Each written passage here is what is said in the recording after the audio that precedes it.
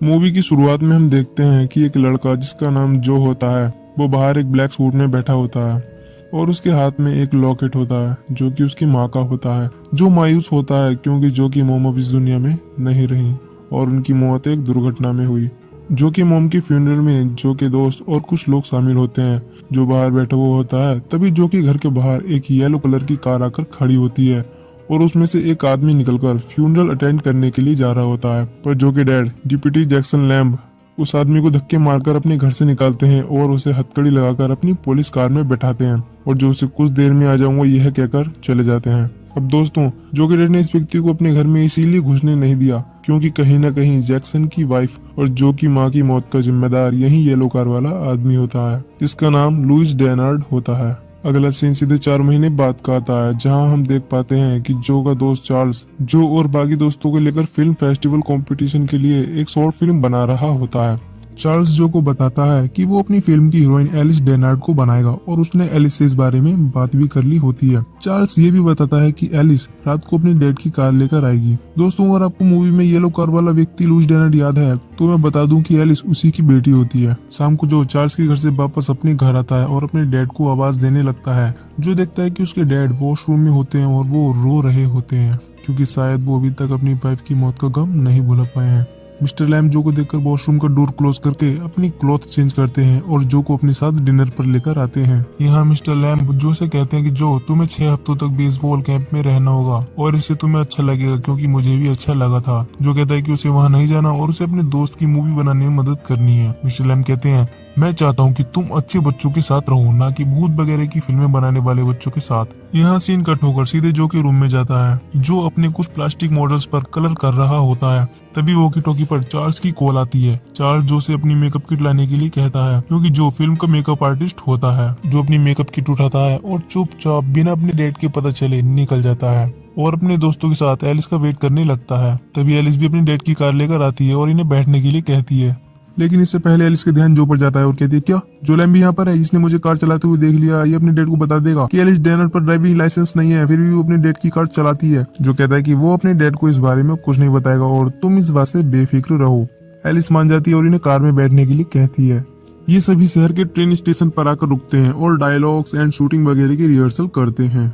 जो भी एलिस को मेकअप करता है और शूटिंग के लिए रेडी करता है। तभी एक ट्रेन आ रही होती है। तभी चार्ल्स सभी से शूट के लिए रेडी होने के लिए कहता है क्योंकि चार्ल्स बैकग्राउंड में उस ट्रेन को लेना चाहता था। ट्रेन बैकग्राउंड से गुजर रही होती है। मार्टिन और एलिस भी परफेक्टली अपने डायलॉग्स बोलते हैं। कैरी शूट करता है और जो माइक पकड़ता है। जो का ध्यान ट्रेन की तरफ होता है। जो देखता है कि एक कार ट्रेन की अपोजिट आ रही होती है और बूम, कार ट्रेन से टकरा जाती है जिससे ट्रेन पटरी से उतर जाती है और ट्रेन का इंजन ब्लास्ट हो जाता है।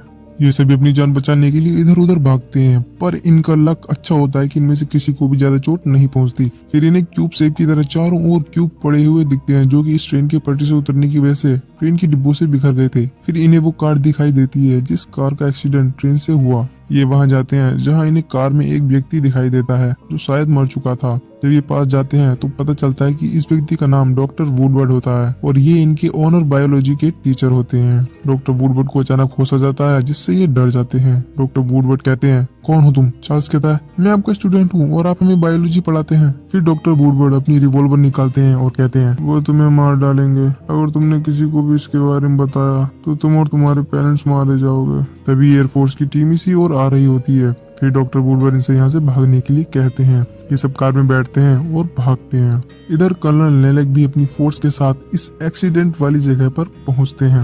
यहाँ सभी कार में बैठे होते हैं और इस घटना की वजह से डरे हुए होते हैं। एलिस कहती है कि किसी को पता नहीं चलना चाहिए कि कल रात हम यहाँ पर थे। सब एलिस की बात को मान जाते हैं। एलिस इन सभी को ड्रॉप करती है और जो को पर्सनली वहाँ से लाया हुआ एक क्यूब देती है और शुरू में जो उसने उसके साथ बुरा बर्ताव किया उसके लिए माफी भी मांगती है। अगले दिन जो चार्ल्स के घर आता है। चार्ल्स न्यूज देख रहा होता है जिसमें पता चलता है कि डॉक्टर वुडवर्ड अभी जिंदा हैं और उनका इलाज एयरफोर्स खुद कर रही है। यहाँ चार्ल्स जो को बताता है कि कल रात जो उन्होंने शूटिंग की थी उसके कुछ अच्छे सीन्स को निकालकर वो अपनी शूटिंग पूरी कर सकते हैं। जो कहता है ठीक है। चार्ल्स कहता है पर एक प्रॉब्लम है, एलिस अब हमारे साथ शूट पर नहीं आएगी। वो कल रात वाली इंसिडेंट से डरी हुई है। जो कहता है कि मैं उसे कन्विंस कर लूंगा। चार्ल्स और जो कैमरा शॉप पर पहुंचते हैं जहाँ चार्ल्स शॉप के ओनर डोनी को अपना कैमरा देता है और कैमरा ठीक करने के लिए कहता है। डोनी कहता है कि अभी कैमरा ठीक नहीं हो सकता चार्ल्स जो से कहता है कि अब हम अपनी फिल्म कैसे बनाएंगे, कैमरा खराब हो गया। जो कहता है कि उसके डैड के पास भी एक कैमरा है और वो उसे यूज करके फिल्म कंप्लीट कर सकते हैं। इसके बाद चार्ल्स डोनी को कैमरा देता है और उसमें जो कल रात की शूटिंग होती है उसे डेवलप करने के लिए कहता है।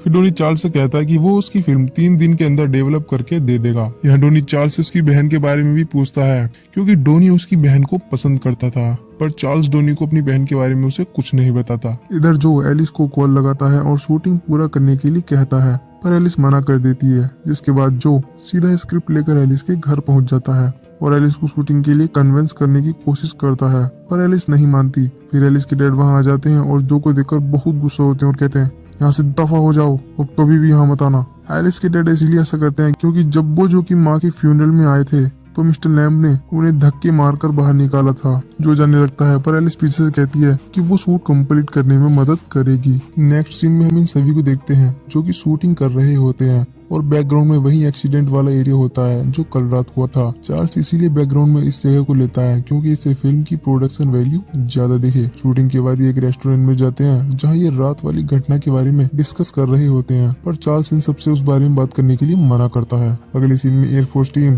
क्यूब जैसी दिखने वाली अजीब सी चीज को लकड़ी के डिब्बों में पैक करके मिलिट्री ट्रक्स में भर रही होती है। यहाँ जो कि डैड भी होते हैं जो कर्नल नेलेक्स से इस सभी के बारे में पूछताछ कर रहे होते हैं, जैसे ये क्यूब जैसी दिखने वाली चीज क्या है, पर कर्नल जैक्सन को कुछ नहीं बताता। इसके बाद जैक्सन सैरी प्रीट को बताता है कि एयरफोर्स हमें कुछ नहीं बता रही है। वो कहते हैं कि उसमें हवाई जहाज के पार्ट्स हैं और कुछ नहीं। सैरी प्रीट कहते हैं, हाँ वो वायुसेना है तो हवाई जहाज के पार्ट्स ही होंगे। जैक्सन कहता है, आपको खुद वहाँ जाकर उनसे पूछताछ करनी चाहिए। सैरी कहते हैं, देखो वो जो कर रहे हैं उन्हें करने दो और तुम्हें भी अपने बेटे के साथ रहना चाहिए, तुम्हें आराम की सख्त जरूरत है। यहाँ सीन कट होता है जहाँ हम देखते हैं कि सैरी प्रीट पेट्रोल पंप पर होते हैं और वो अपनी कार का टैंक फिल कर रहे होते हैं। फिर इन्हें कुछ कुत्ते दिखाई देते हैं जो भागकर आ रहे होते हैं। फिर सैरिफ को पास की झाड़ियों से कुछ अजीब तरह की आवाजें आने लगती हैं। सैरिफ देखने के लिए आगे बढ़ते हैं और सैरिफ किसी एंटिटी को देखकर डर जाते हैं, जिसके बाद वो एंटिटी सैरिफ पर हमला कर देती है और सैरिफ की कार को क्रश भी कर देती है। पर ग्रोसरी स्टोर के ओनर को कुछ सुनाई नहीं देता क्योंकि वो हेडफोन लगाकर मस्ती से गाने सुन रहा होता है। इसके बाद स्टोर की लाइट्स फ्लक्चुएट होने लगती हैं, जिसके बाद स्टोर ओनर हेडफोन हटाता है और बाहर आता है।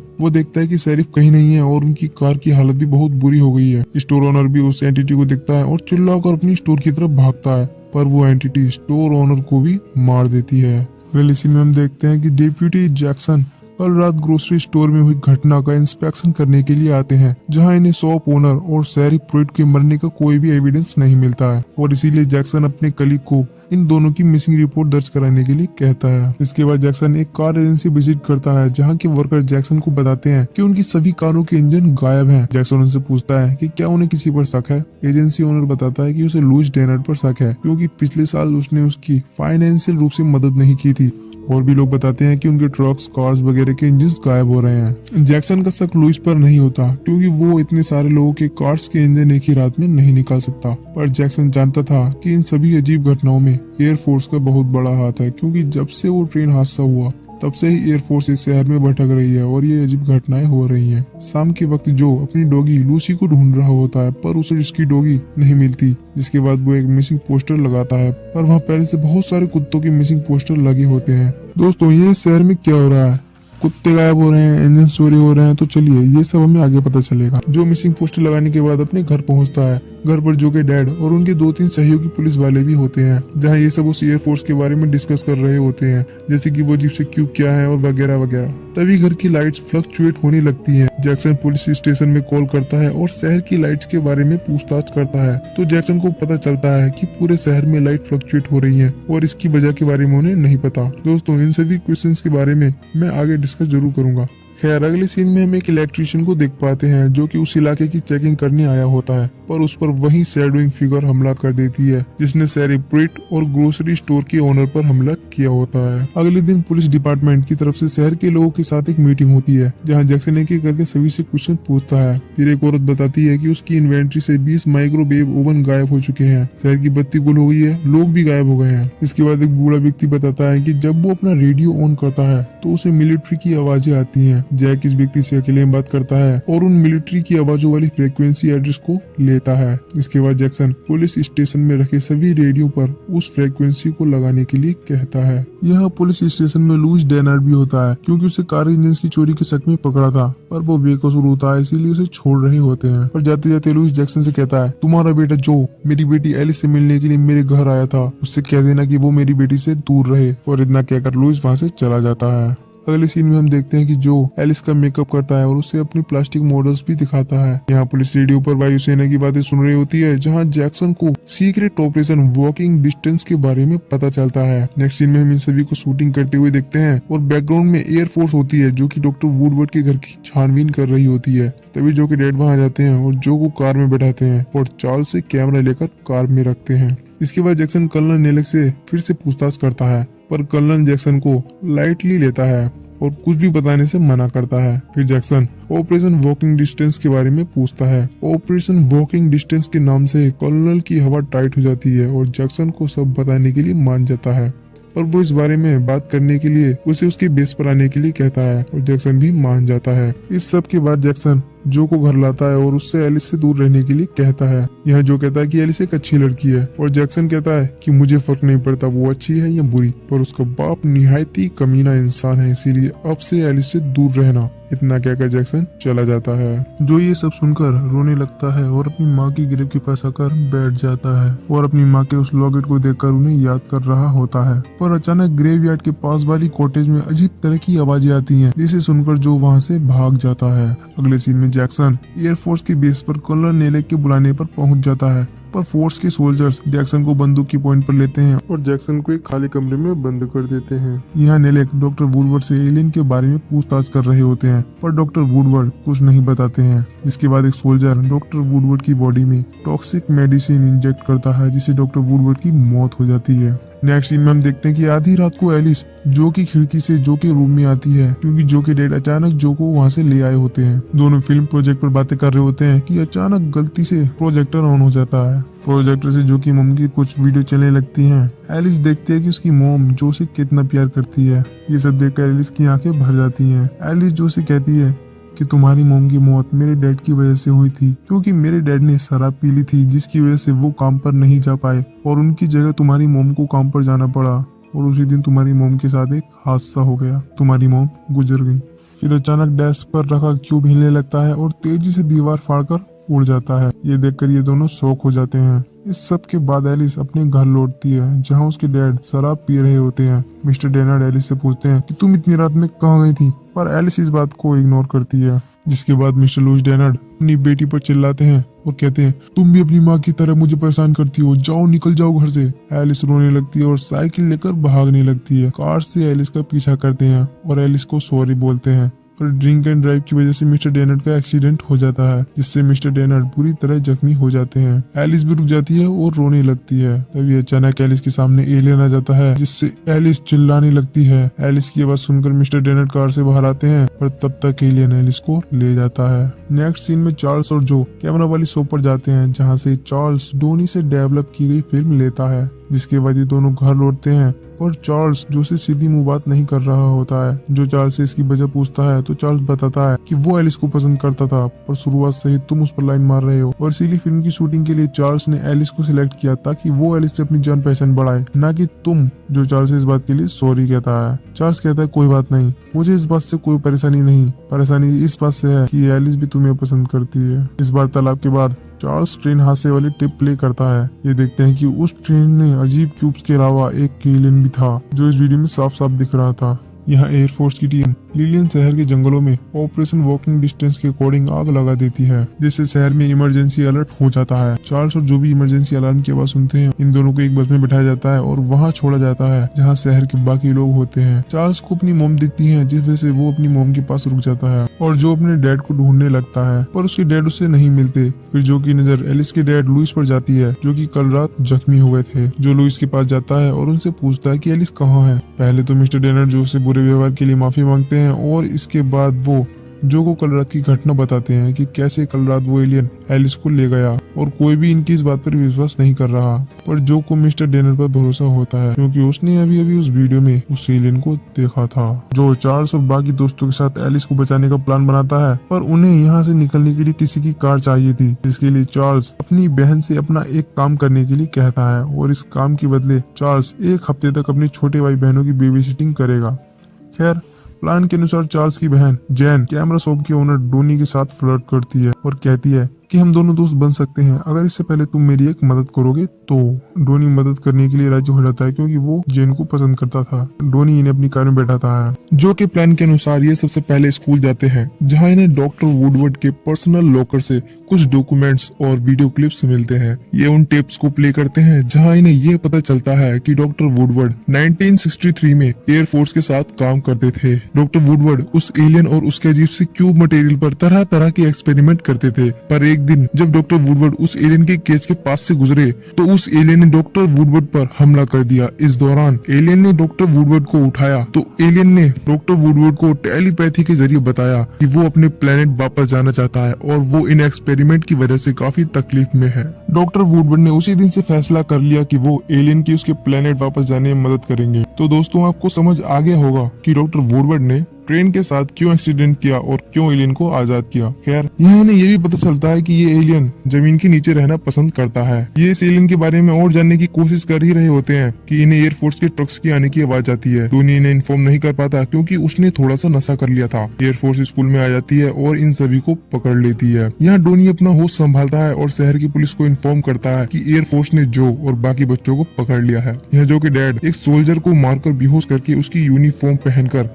वहाँ से निकलकर उसी जगह पहुँचते हैं जहाँ एयरफोर्स ने बाकी लोगों को इवैक्यूएशन के बाद रखा था। यहाँ कर्नल ने लेकिन बच्चों को लेकर बेस की ओर बढ़ ही रहे होते हैं कि अचानक वो एलियन इन पर हमला कर देता है और बस को पलट देता है। ये सभी एक टूटी कांच से बाहर निकलते हैं और दूर जाकर छिप जाते हैं, पर वो एलियन बस में घुस जाता है और बाकी सोल्जर्स के साथ कर्नल नेलेक को मार देता है। जिसके बाद एलियन बस से निकलकर चला जाता है। एलियन के जाने के बाद ये वापस बस के पास आते हैं। फिर इन्हें एक कार इनकी तरफ आती दिखाई देती है जिसमें डोनी होता है। डोनी इन सभी को जिंदा देखकर बहुत खुश होता है, पर वो अब भी नशे में होता है, इसीलिए जो ड्राइव करता है और ग्रेवयार्ड की तरफ बढ़ता है क्योंकि डॉक्टर वुडवर्ड के मुताबिक ये एलियन जमीन के नीचे रहता है और उस रात जो ने भी ग्रेवयार्ड की कॉटेज में अजीब सी आवाजें सुनी थी, इसीलिए ये ग्रेवयार्ड की तरफ बढ़ ही रहे होते हैं कि इन्हें रास्ते में एयरफोर्स के टैंक दिखते हैं जो कि पूरे शहर में गोले बरसा रहे होते हैं। ये अपनी कार बीच में छोड़ते हैं और ग्रेवयार्ड जाने के लिए शॉर्टकट लेते हैं, पर एक टैंक स्ट्राइक इनके पास आकर गिरती है जिससे कि मार्टिन घायल हो जाता है। चार्ल्स मार्टिन की मदद करने के लिए उसके पास रुकता है और जो कैरी को अपने साथ लेकर एलिस को बचाने के लिए जाता है।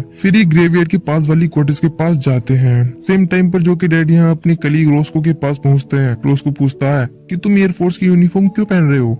इस पर जैक्सन बताता है कि एयरफोर्स ने ही जंगलों में आग लगाई थी और उसे एक कमरे में भी बंद कर दिया था। रोस्को बताता है कि तुम्हारा बेटा जो और इसके दोस्तों को एयरफोर्स ने पकड़ लिया है। जैक्सन लुइस को अपने साथ लेता है और अपने बच्चों को बचाने के लिए निकल पड़ता है। इस दौरान लुइस जैक्सन से माफी मांगता है और कहता है अगर उस दिन तुम्हारी वाइफ की जगह मैं काम पर जाता तो आज तुम्हारी वाइफ जिंदा होती। जैक्सन लुइस को इस बात के लिए खुद को दोष देने से मना करता है और कहता है कि वो बस एक एक्सीडेंट था।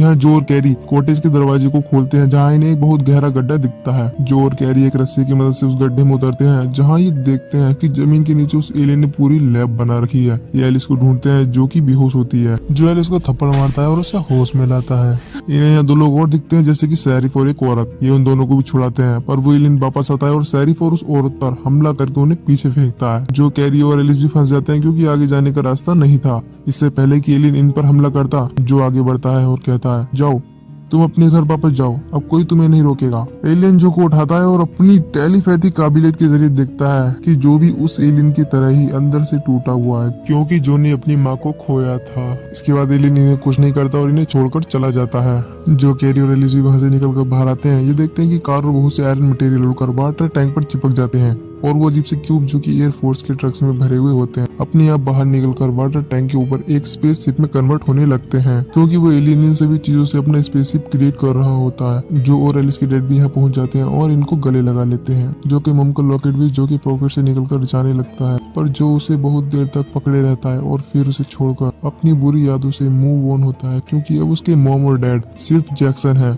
और उसकी माँ की अच्छी यादें हमेशा जो के साथ रहेंगी। ये एलियन अपने स्पेसशिप में जाता है और अपने प्लेनेट की ओर उड़ जाता है। इस इमोशनल एंडिंग में जो और एलिस एक दूसरे का हाथ थामते हैं और मूवी यहीं पर खत्म हो जाती है। दोस्तों अब मैं आपके कुछ डाउट्स क्लियर कर देता हूँ। मूवी में कुछ क्वेश्चंस का आंसर आप जानना चाहते होंगे, जैसे कि कार के इंजन और माइक्रोवेव ओवंस क्यों गायब हो गए थे, शहर की लाइट्स फ्लक्चुएट क्यों हो रही थी और शहर के सभी कुत्ते कहाँ चले गए। तो कार के इंजन और माइक्रोवेव ओवंस को उस एलियन ने अपने स्पेसशिप को क्रिएट करने के लिए यूज किया, जिस वजह से उस एलियन ने कार के इंजन और माइक्रोवेव ओवन को चुरा लिया था। शहर की लाइट्स इसीलिए फ्लक्चुएट होती थी क्योंकि उस एलियन को जमीन के नीचे अपनी लैब चलाने के लिए बहुत ज्यादा पावर सप्लाई की जरूरत थी। इसीलिए जब भी वो एलियन अपनी लैब में काम करता था, लाइट फ्लक्चुएट होने लगती थी।